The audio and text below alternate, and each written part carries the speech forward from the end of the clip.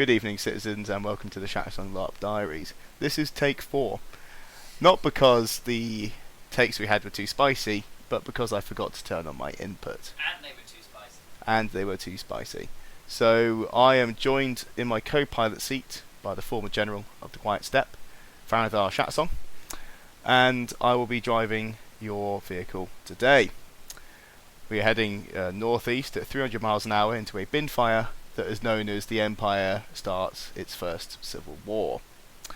Now, for those of you who don't know what's happening, the Griffin's Pride has just committed to I believe it's an overwhelming assault on the Ravin, which are a group of foreigners in the Barrens that sit on top of a mithril mine.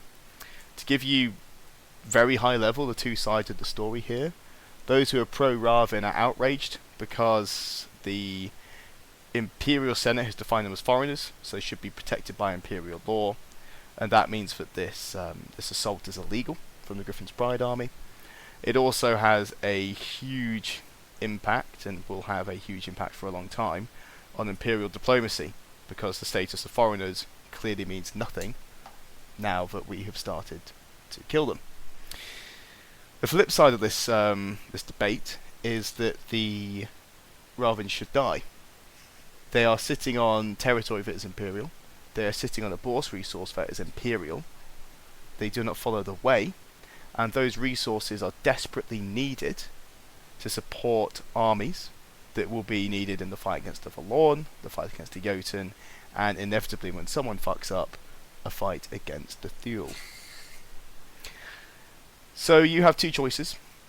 You can, as you'll see on the Profound Decisions Wiki and on their Facebook, you can go and support the Ravin and defend them, putting the lives of your friends and your soldiers in the hands of what are fundamentally true supporters, but upholding Imperial law. Some might say that this brings examples of a sailor to mind, someone who does something wrong for the right reasons. The alternative is that you can follow the examples of exemplars and paragons of loyalty. Whilst this might be illegal in Imperial law, that is not Imperial faith based. The Synod would and perhaps could support this action on grounds of loyalty. The General has decided that this is the course of action they must take, and they have talked at length around vigilance in their orders, but one can also imagine the sense of loyalty from their soldiers, and if that does speak to you, send your military unit to support them. This will of course lead to issues in Anvil, to say the very least. Players will face each other, where off-screen they will have been killing each other's troops, dying by the hundreds if not the thousands, over this very much self-generated piece of Imperial warfare. On the bright side though, that sounds like a lot of fun. And my co-hosts are smiling at me from the basement that we used to record these dingy shit episodes. So, if I was to summarise it, if you want some fun, get one of your mates to defend the Ravin, and then you yourself perhaps support the Griffin's Pride, or vice versa.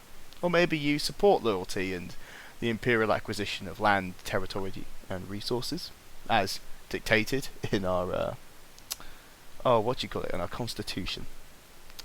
Or on the other side, you could stand on the side of what is perhaps legally right, rather than morally right, and defend the Ravin.